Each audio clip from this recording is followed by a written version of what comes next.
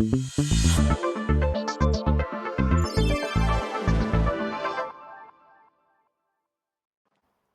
everyone, guess what time it is? It's time for the Lucas and Lee podcast. You know This is it! the first time we've ever done it East Coast, West Coast.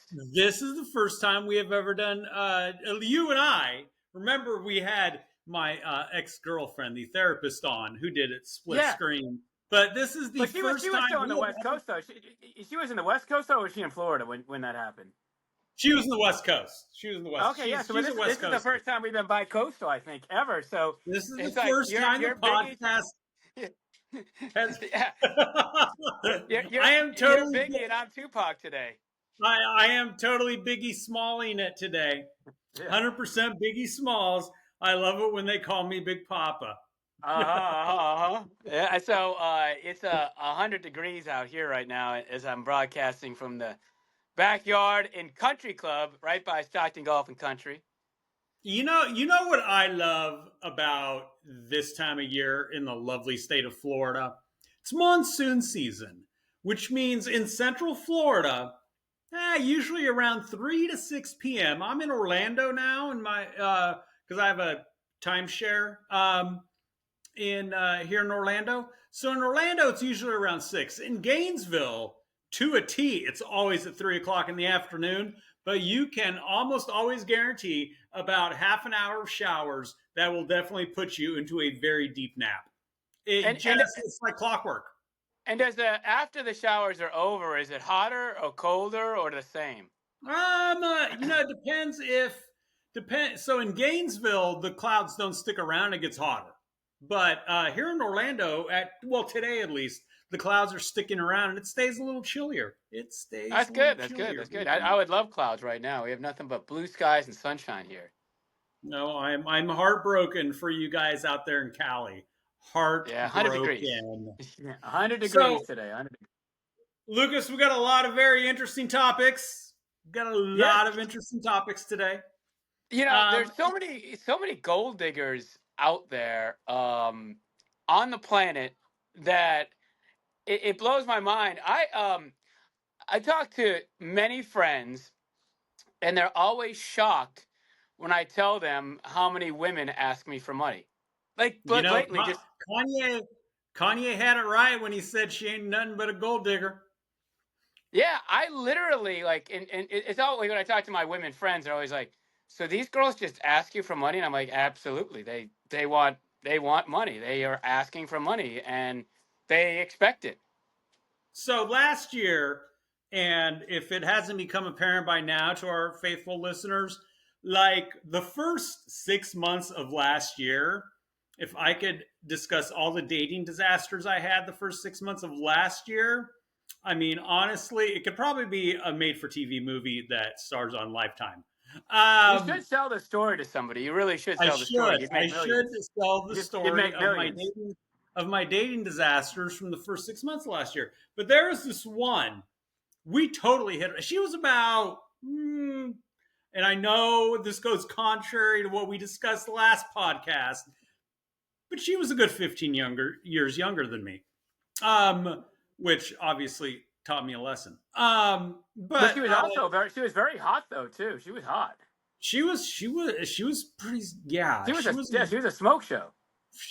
I will let you say it. I will tell you when I don't get in trouble. You sent me the TikTok, and I watched it, and I was like, "Wow, she is that." Your stock is pretty high in my book, man. I mean, you pull some game, baby. So let's not inflate my head too bigger than it already is. But we totally hit it off. We had great conversation. It was in an event that we met at, and we had texted back and forth, and we made plans for dinner. And it was going to be at a nice restaurant up in Sacramento too. It was going to be up at a Prelude. It's the one across the street from the Capitol. So yeah. 2 days before we're finalizing plans, I'm like, hey, I made reservations. And she drops this line. Mind you, it's going to be our first date. Please feel free to bring a gift. I was like, okay. First of all, who asks for a gift? Number one. And number two, how many men out there are actually bringing gifts on a first date? I wish we could take callers right now because I want to know how many men, because I've brought flowers on a first date. I've done Yeah, stuff like that. flowers, Okay. totally acceptable. Yeah. Totally acceptable. Maybe flowers, maybe a bottle of wine once or twice. But what type of Gift. gift is she expecting? I I asked. I actually asked. I went down the rabbit hole and I'm like, well, Because I would have been curious too. what kind of gift are you expecting? And she said, use your imagination. I was like, so I used my imagination. And the very next day, I had to let her know that I had an event with District Attorney Ron Freitas, and I unfortunately can't make our dinner. Yes. And, Yes. And tell I her the think gift is in the mail. I think she got the hint because I never heard from her again. Yeah. So you actually, as they say in the hip hop world, you put a bad itch in the friend zone. I put a bad itch in the no contact zone. Yeah, no contact zone. Yeah, no contact zone. But Yeah. and there's another incident that happened to me that once again, first half of last year, it was special. Another incident. So gold diggers aren't just in I want money or I want you to bring me a gift. It could also be I want you to do me a favor, and I will give you Oh this yeah, yeah, the favor. Yeah. little ditty. So I was hanging out with this lobbyist up in Sacramento. We were hanging out. It was totally cool. We were having a good time, having fun. I thought we were getting along pretty well. Nothing serious, but we just, we're enjoying each other's company. Yeah, you're having fun. You're having a good time. Having a good time. And she had a big bill that was up in the state Senate. Now, for a little background, registered lobbyists in Sacramento cannot pay to go to fundraisers for members of the state legislature. They are forbade from making political contributions. Forbade. Forbidden, forbade, whatever word you want to use. So she's like, oh, Lee, I really need to talk to this senator. And it happened to be a senator that I had a connection with. And they're having a fundraiser, and I just wish I could get in there. And me trying to be, the knight in shining armor. Dun, dun, dun, dun. Something I discuss with my therapist about quite often. You know what? E40 has a word for it. Do you know what it is? What? Captain Save-A-Ho. I will let you say that, not me, Lucas. That's from E40. That's E40's words. I am not a registered lobbyist. I'm a political consultant. Yeah. So I'm like, hey, how about if I buy a ticket and you go with me? She's like, really? I'm like, yeah, absolutely. So I buy a ticket to this senator's fundraiser. She comes with me, chats up the senator. From that conversation is able to text the senator the next day and set up a meeting. After the meeting, the senator, which at the time was not exactly in favor of her bill, was the chair of the committee, and the bill passes out of the committee 5-0. You know what happened after that fundraiser? Gone. Ghosted. Ghosted. I have to ask you, because of your position, can you date anybody in politics, or you're always worried they're using you?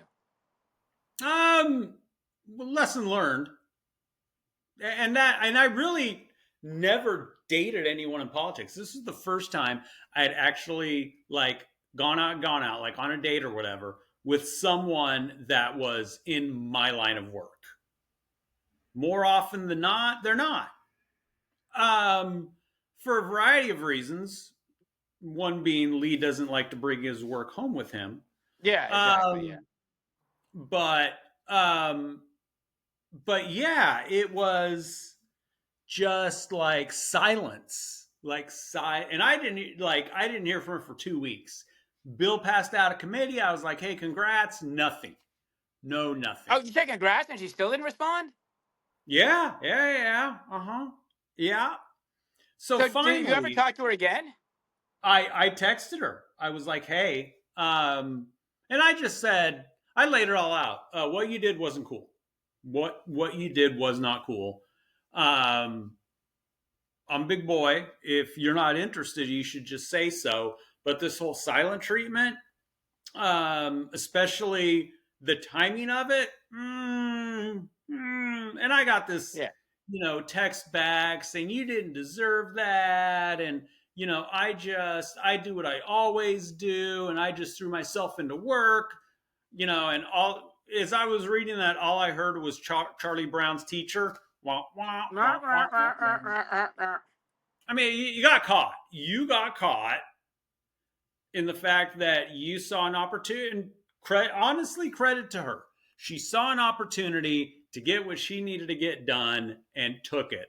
And shame Well, on me for being dumb enough to fall for it. well, I mean, I think that you can still do work and still love your work and not use people to get ahead. I know Oh, that there's 100%. and 100%. especially and I mean, obviously you're a strong person or whatever, but that might really hurt or break somebody. That it's just it's a really crappy thing to do. And To not only that, look, you know the kind of guy I am, Lucas. Um, if she just simply would have said, hey, Lee, I'm not feeling it, let's be friends, and then be like, hey, by the way, you know, there's this thing. I need to see this guy. Can you help me out? I honestly probably would have said yes. yeah, you would have said You know yes me. even if she said yeah she didn't want to Yeah, date you. yeah. You know Absolutely me. would have. Yeah. I'd been like, sure, let's go. Why not? I get brownie points with the senator anyway. Yeah. Um, but but just to be usurious like that, and so it's unfortunate. It is really unfortunate when you have cases. And hey, you know what? Guys do this all the time too. Let's be Oh, very clear.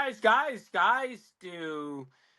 Uh, I I I don't know who does it better or worse, however you want to look at it.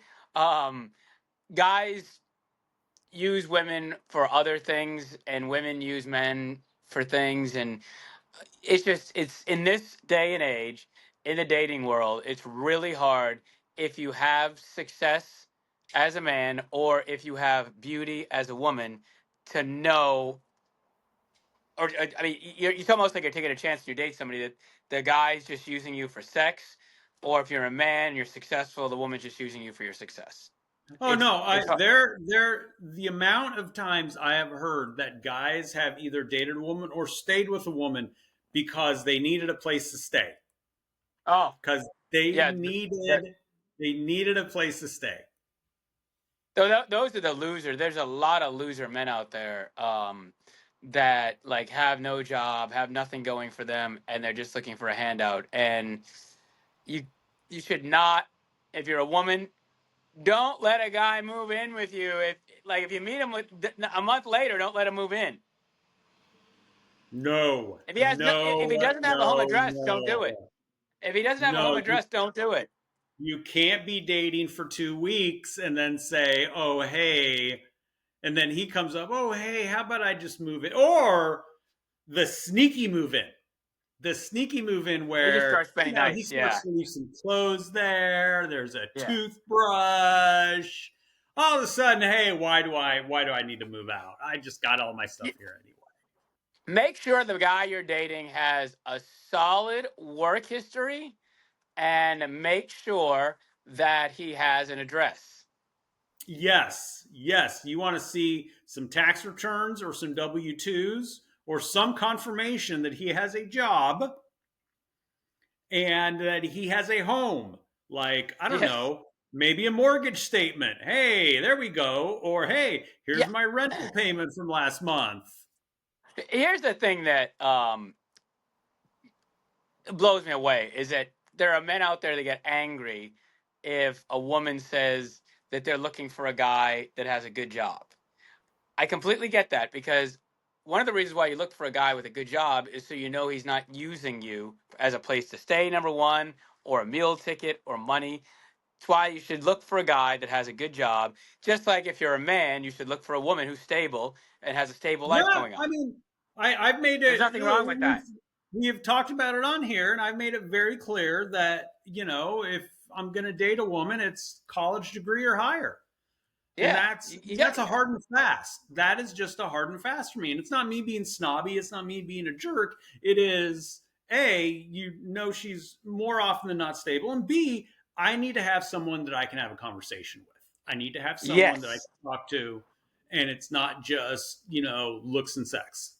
Yeah, you have to have something in common, 100%. No, I absolutely have to have something in common. Speaking of something in common and people who don't have anything in common, I ran across. We get all our stuff from the gram. I mean, that's where we get most of our stuff from the IG, baby, gram. IG.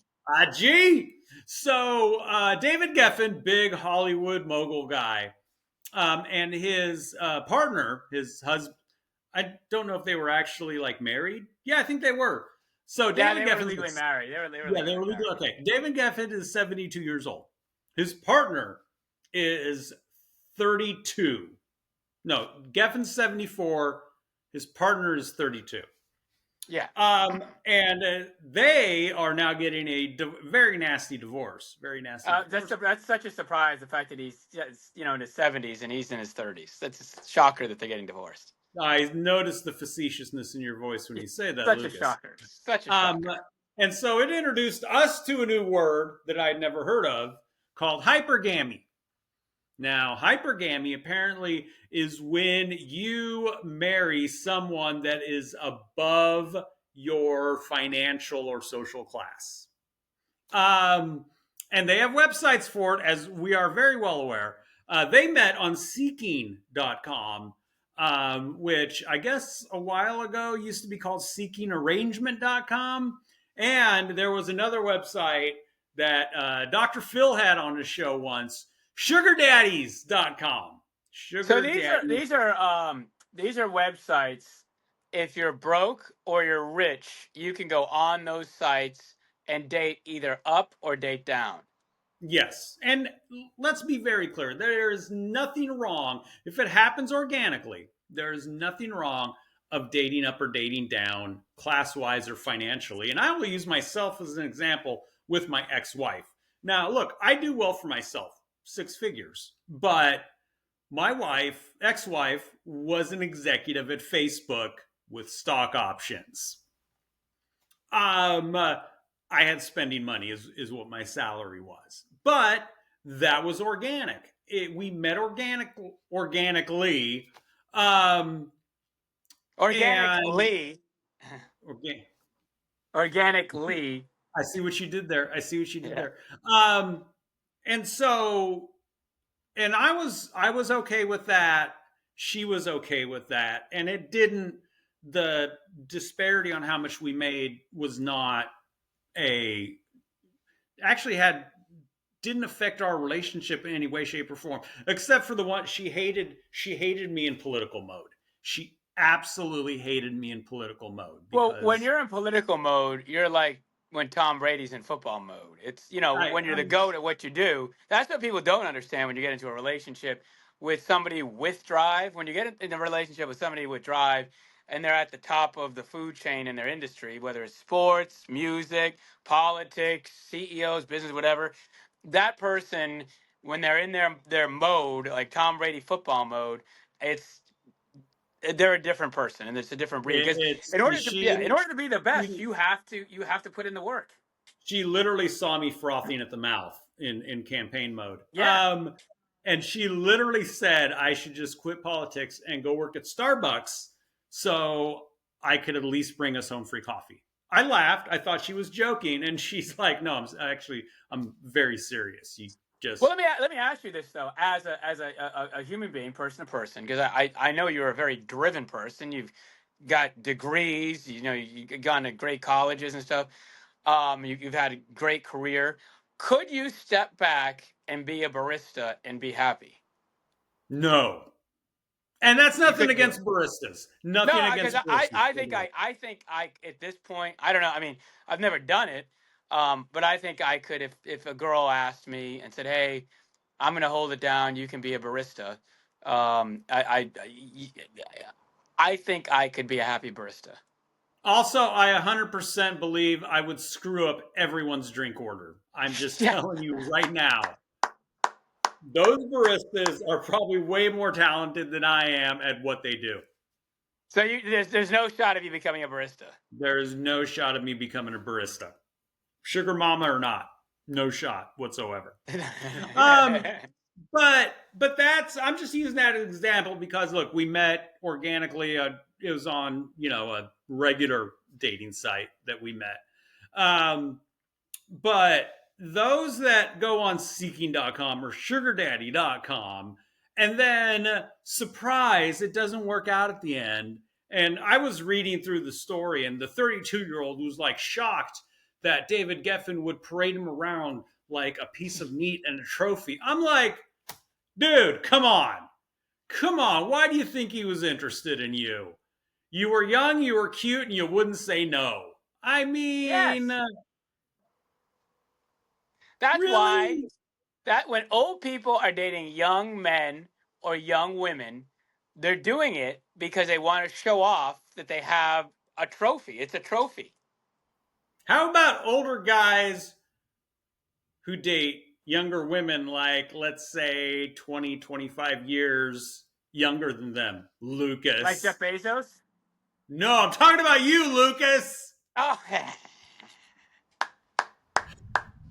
well, Jeff Bezos and I have the same haircut. We just don't have, we have different bank accounts. We have the same haircut. You guys do have the same haircut. That, Yeah. yes, you guys do. Yes, no, So, I do.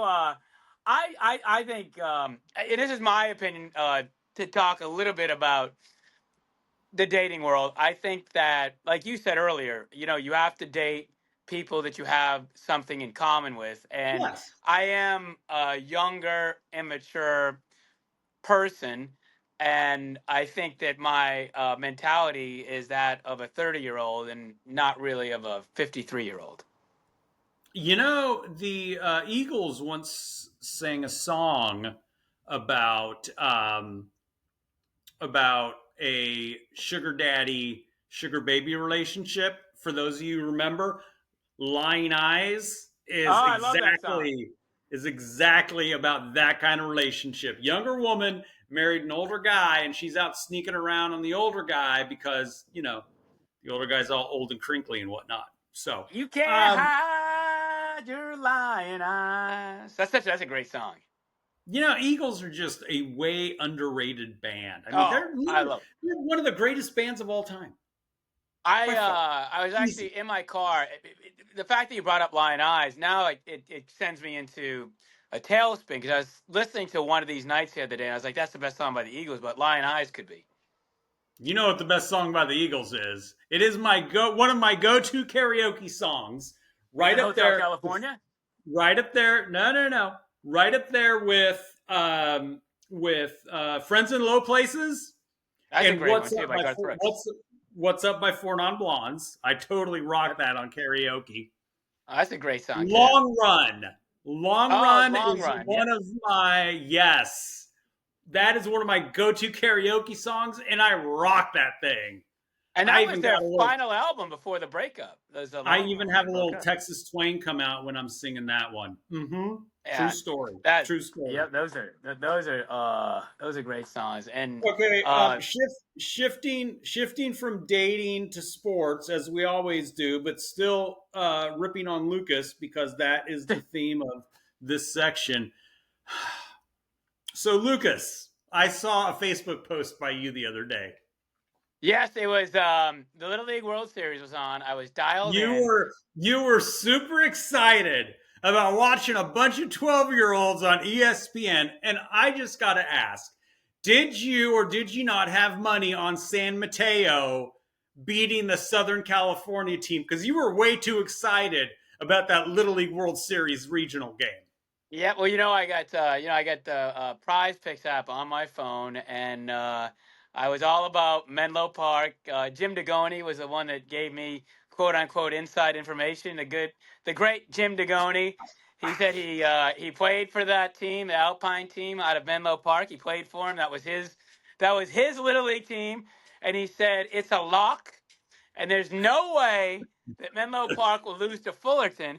So, against my better judgment, because when you hear of Fullerton, what's the first thing you think of when you think of Fullerton? Baseball, right? Baseball. Baseball. Baseball. Well, there are more major league players out of Fullerton than any other city in America. And Do Jim you know Degoni, do you know who else played baseball for Cal State Fullerton? who's that? Kevin Costner.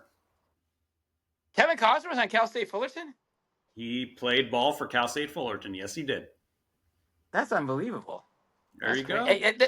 It's like that city is just, baseball, baseball, baseball, baseball. It's like Fullerton to baseball is what Canton, Ohio is to football. I know it wasn't invented in Fullerton, but that's baseball there. And Jim Degoni gave me a guarantee that Menlo Park would win, and then Menlo Park got their butt kicked. Their butt kicked by Fullerton, of course. It was a massive butt whooping. But Yeah, I just not good, not good, not good. of all the sports you discussed, the fact that you were big on the Little League World Series, Lucas, made me have to think you had to have some money on that game. Well, the one thing I've learned, and I have the hat on through and through. I'm a Northern California guy, but man, Southern California beats us in everything. Always. Baseball, football, basketball. We lost Lincoln High lost to LeBron James's team. We gotta at some point we gotta beat Southern California. We have to beat them. The one time we played the Dodgers in the playoffs, we never played the Dodgers playoffs. The one time we played the Dodgers in the playoffs, we won 107 games. The Giants won 107 games. We still didn't beat them. At some point, we have to beat Southern California. And the 49ers beat the Rams, but the Rams don't count. They're not a real team. But we did lose to them once, and they went on to win the Super Did Bowl. did Yeah, we did lose them? I yeah, very much remember that NFC Championship game. yeah. Now At some point, we have to beat SoCal, right? At some point, right? well, so the WNBA is going on right now, and maybe the Golden State Valkyries will beat the LA Sparks. There's Um, a shot for that to happen. There's a shot. speaking of which, and I can't believe that this is actually going to be discussed on this podcast.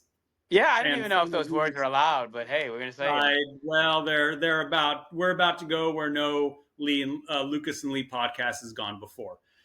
For those of you women's sports fans, WNBA fans, you know that there has been a rush of dildos being tossed Yes. on courts. Yeah.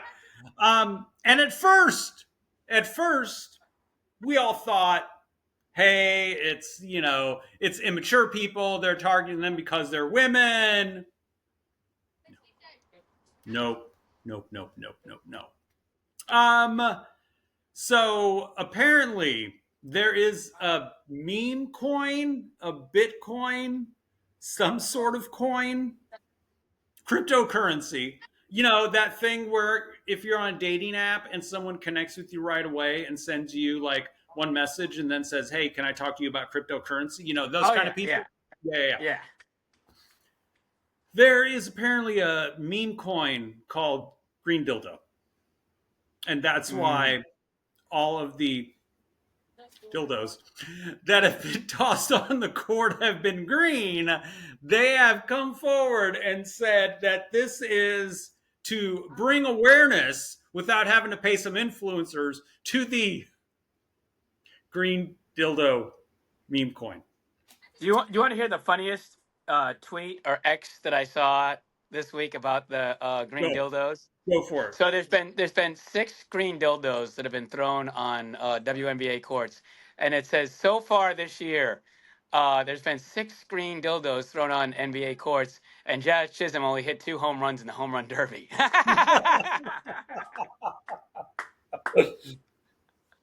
Now, There's more dildos on courts than there is do you Jazz want to Chisholm in know home what runs. the most troubling aspect of this entire green dildo gate is? What's that? So I looked it up. I went a deep dive. First of all, I have to give credit. This was, and she knows who she is. Forwarded me the fact that it was a conspiracy by people who invest in the or are in the green dildo meme coin community to do this. Tossing the dildos on the court. We're going to set a record for how many times dildos have been talked about on a podcast today. But so I took a deep dive and I'm like, really? And that's where I found out there actually is a green dildo meme coin. Its value has skyrocketed since this has started to happen at WNBA games. I bet. And it has a market cap of $9.1 million. Wow. So let's just let that sit in, people. People have spent 9.1 or are willing to spend $9.1 million on a meme coin called Green Dildo. Green dildo. I have no words. And then Michael Rappaport did a video yesterday asking people to not throw dildos on the court because if you get hit in the head, it hurts. And he knows because he got hit in the head with a dildo. Oh, I'm not going to ask exactly how that happened. I'm not. I'm just not. But speaking of making videos or asking people not to throw green dildos on courts, that brings us to our worst person ever. At least my vote for the worst week ever. Worst week ever. So she is known as MAGA Barbie. Yes, we are talking about Sophie Cunningham of the WNBA's Indiana Fever, who, as someone aptly described it, looks like she's probably ended a few marriages.